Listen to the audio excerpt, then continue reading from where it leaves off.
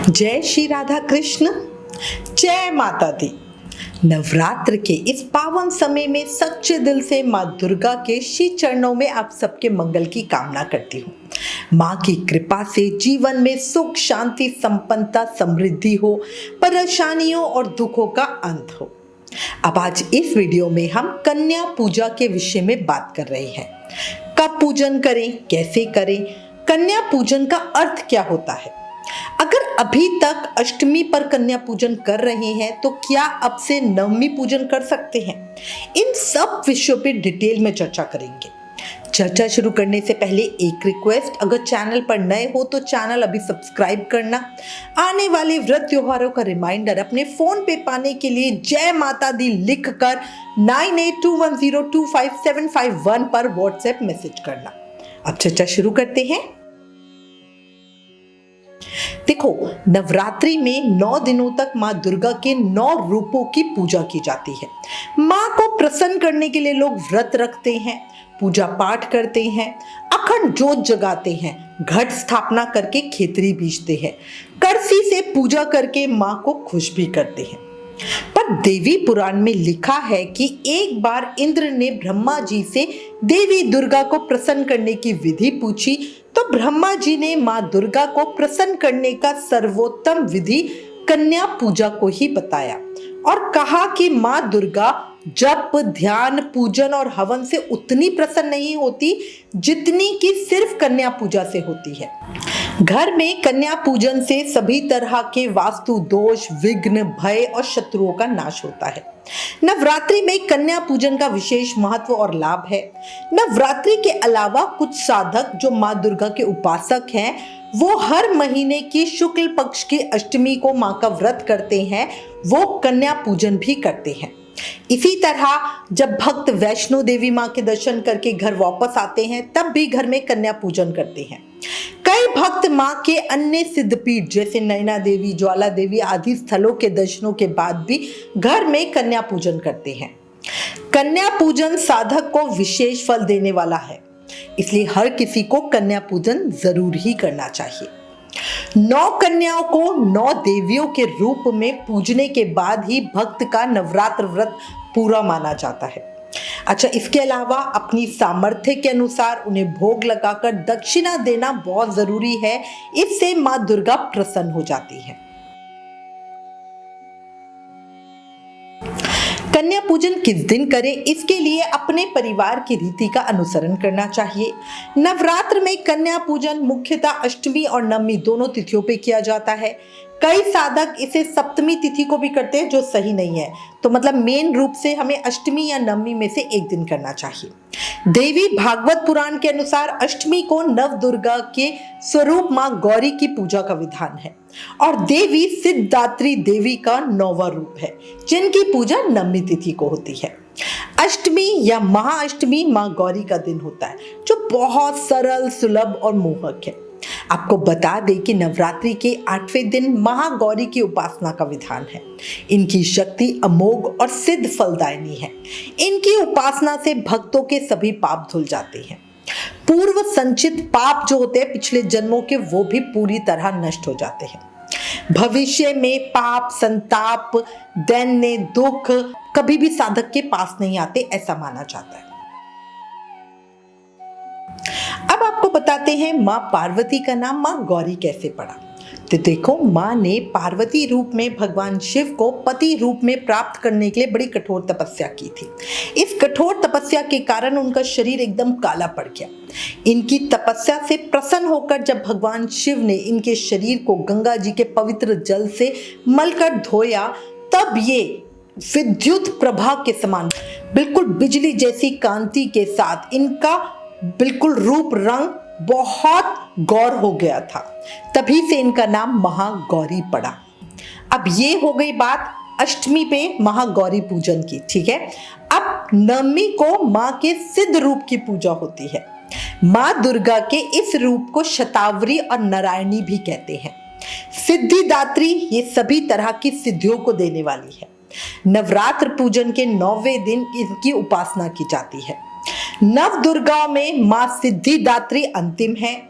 सिद्धिदात्री का जो मनुष्य नियम पूर्वक सेवन करते हैं उनके सभी कष्ट स्वयं दूर हो जाते हैं। इससे पीड़ित व्यक्तियों को सिद्धिदात्री देवी की आराधना करनी चाहिए। अपनी सारी गलतियों के लिए माँ से सच्चे दिल से क्षमा मांगनी चाहिए। माँ उन्हें जरूर ही माफ कर देती है।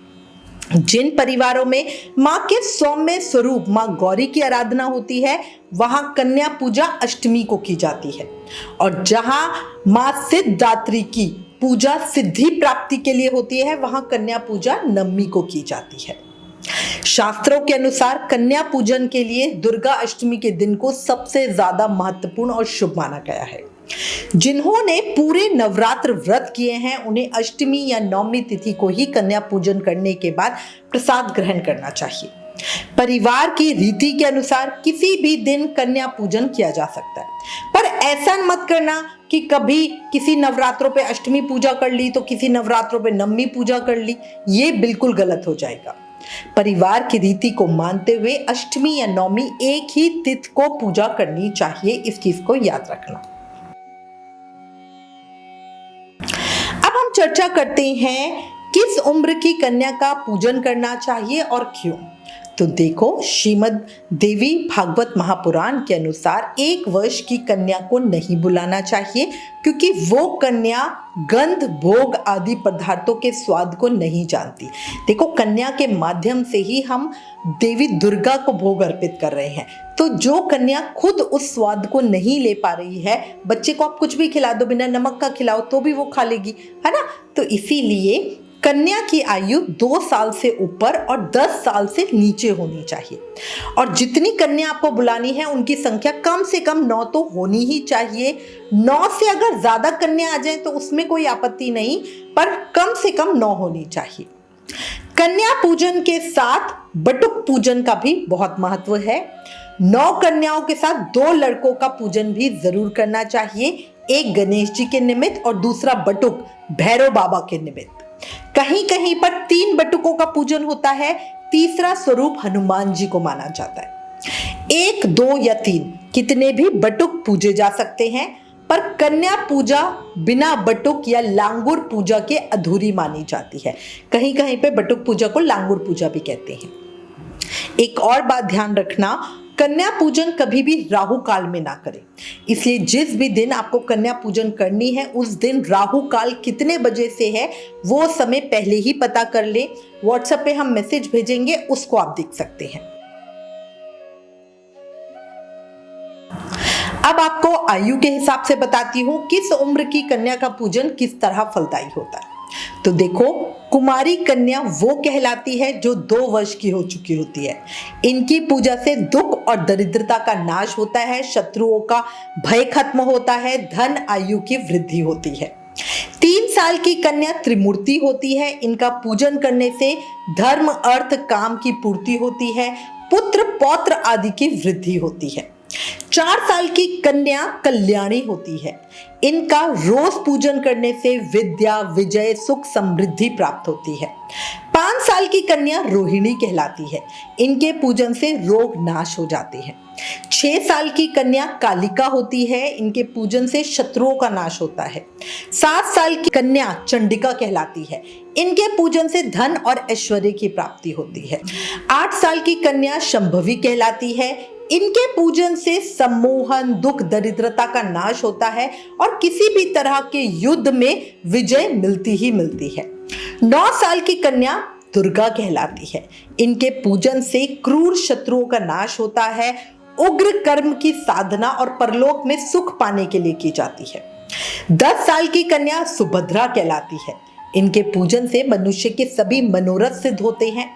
10 साल से बड़ी कन्या का पूजन नहीं किया जाता।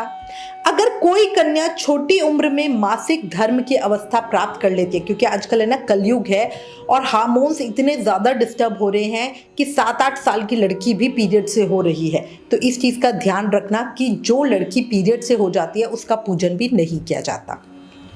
अच्छा, कई परिवार अपने घर की कन्या का पूजन करते हैं, ठीक है, मतलब जो हमारे घर की बेटी होती है, तो उनका पूजन कई लोग बड़ी उम्र तक भी करते हैं, जो सही नहीं है। आप 9 कन्याओं को पूजो, उसके अलावा अलग से घर की बिटिया को प्रसाद और उपहार, जो भी पैसे वगैरह आपको देने हैं वो अलग से दे दो। बट जो 9 मेन कन्याओं का पूजन हमें करना है वो छोटी उम्र की का ही करो। अब प्रश्न आता है 9 कन्याओं का ही पूजन क्यों करें? तो देखो, शास्त्रों के अनुसार 1 कन्या की पूजा से ऐश्वर्य, 2 कन्या की पूजा से भोग और मोक्ष, 3 कन्याओं की पूजा से अर्चना से धर्म, अर्थ, काम और 4 की पूजा से राजपद, 5 की पूजा से विद्या, 6 की पूजा से 6 तरह की सिद्धियां, 7 की पूजा से राज्य, 8 की पूजा से संपदा और 9 की पूजा से पृथ्वी के प्रभुत्व की प्राप्ति होती है। इसलिए 9 कन्याओं के पूजन का विशेष महत्व होता है। हर किसी को कम से कम 9 कन्याओं का पूजन तो करना ही चाहिए। अब मैं थोड़ा डिटेल में आपको बता रही हूं कि कन्या पूजा किस तरह की जाती है। तो देखो, कन्या भोज और पूजन के लिए कन्याओं को 1 दिन पहले ही आमंत्रित कर दिया जाता है। मुख्य कन्या पूजन के दिन इधर उधर से कन्या को एकत्र करना सही नहीं है। मां को आमंत्रित करके ही बुलाया जाता है। कई जगहों पे कन्याओं का मिलना बड़ा ही मुश्किल होता है। ऐसे में कम से कम 2 कन्याओं को पहले से ही आमंत्रित करके रखें, अपने घर पर बिठाकर उन्हें खाना खिलाएं। बाकी आप कन्या फिर इधर उधर से जहां से भी आपको मिल जाए या उनके घर जाके आपको प्रसाद दे के आना है वैसा कर सकते हो। बट 2 कन्या कम से कम उन्हें आमंत्रण दे के बुलाएं और अपने घर में बैठ के उन्हें खिलाएं। कन्या पूजन वाले दिन सुबह जल्दी स्नान करके पूरी शुद्धता के साथ प्रसाद बनाएं। प्रसाद भी परिवार की परंपरा के अनुसार अलग अलग बनता है, ठीक है। तो देखो, कहीं पे हलवा पूरी का भोग लगता है, कहीं खीर पूरी का, काले चनों का, कहीं मीठे नमकीन पुए बनते हैं। इसलिए जो भी आपके परिवार की रीत है उसके अनुसार ही भोग प्रसाद तैयार करें। प्रसाद तैयार करके सबसे पहले माता को भोग लगाएं। करसी या अग्यारी में भोग चढ़ाया जाता है। फिर जब कन्या घर में प्रवेश कर रही होती है तब परिवार के सभी सदस्य मिलकर उसका स्वागत करते हैं, उन पर फूल डालते हैं, माँ के सभी नामों के जयकारे लगाते हैं। फिर उन कन्याओं को कहीं साफ सुथरी आरामदायक जगह पे बिठाएं। फिर दूध से या शुद्ध जल से उनके पैर धोएं, पैर छूकर उनका आशीर्वाद लें। उसके बाद माथे पर रोली चावल और फूल से बिंदी लगाएं, हाथ में मौली बांधें। इसके बाद नई थाली, इसीलिए आपने देखा होगा ना कि कंजक में थाली या टिफिन दिया जाता है बच्चों को। तो ये हमारे शास्त्रों में लिखा हुआ है कि नई थाली में कन्याओं को पूड़ी, हलवा, चना इत्यादि जो भी भोजन है वो श्रद्धा के साथ परोसे। फिर माँ भगवती का ध्यान करके इन देवी रूपी कन्याओं को उनकी इच्छा के अनुसार भोजन करवाएं। भोजन के बाद कन्याओं को अपनी सामर्थ्य के अनुसार कोई भी गिफ्ट दे सकते हो, दक्षिणा दो, उपहार दो, है ना। कोई पेन पेंसिल दे देते हैं, क्या कुछ और दे देते हैं, तो पूरी तरह आपके ऊपर है। और फिर से उनके पैर छूकर आशीर्वाद जरूर लो। अच्छा, एक और चीज आपको बताऊंगी, श्रीमद् देवी भागवत महापुराण में ही लगा है कि अगर जाते हुए कोई कन्या अपनी इच्छा से आपके सर पर हाथ रख दे या सर पर चावल डाल दे तो समझ लो आपकी मनोकामना पूरी होगी ही होगी। इसीलिए मैं सबको कहती हूँ कि अपने घर पर बुला के कन्याओं को पूजें और पूरे भाव से उनकी पूजा करें। तो हमेशा कोई ना कोई तो हाथ रखती ही रखती है ना। अगर आप मान लो उनके घर पे जाके प्रसाद देकर आओगे, या कई लोग मैंने देखा सड़क पे बांट देते हैं, तो वो ठीक नहीं होता। जो साधक अष्टमी या नवमी को कन्या भोज कराते हैं उनकी सभी मनोकामनाएं माँ दुर्गा जरूर पूरा करती हैं। माँ दुर्गा उनसे बहुत प्रसन्न होती हैं। उनके घर में माँ लक्ष्मी सदैव वास करती हैं। इसीलिए सभी को, चाहे नवरात्रि व्रत आपने किया हो या ना किया हो, बड़े प्रेम भाव से कन्या पूजन करना ही चाहिए।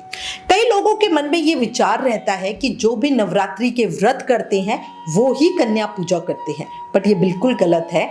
अगर आपने व्रत नहीं किया और आप नवरात्रि के 9 दिन सिर्फ आप पूजा कर रहे हो तो भी अष्टमी और नवमी को सबको कन्या का पूजन करना चाहिए। इसी के साथ मैं उम्मीद करती हूँ इस वीडियो में दी गई जानकारी आपके लिए उपयोगी होगी। इससे रिलेटेड अगर आपके पास कोई भी कमेंट्स या सजेशन है तो प्लीज हमें लिखें। ज्ञान बांटने से बढ़ता है, इसलिए इस वीडियो को ज्यादा से ज्यादा शेयर करें। आप हमें फेसबुक और इंस्टाग्राम पे भी जरूर फॉलो करें। Please like, share and subscribe. Thank you. जय श्री राधा कृष्ण।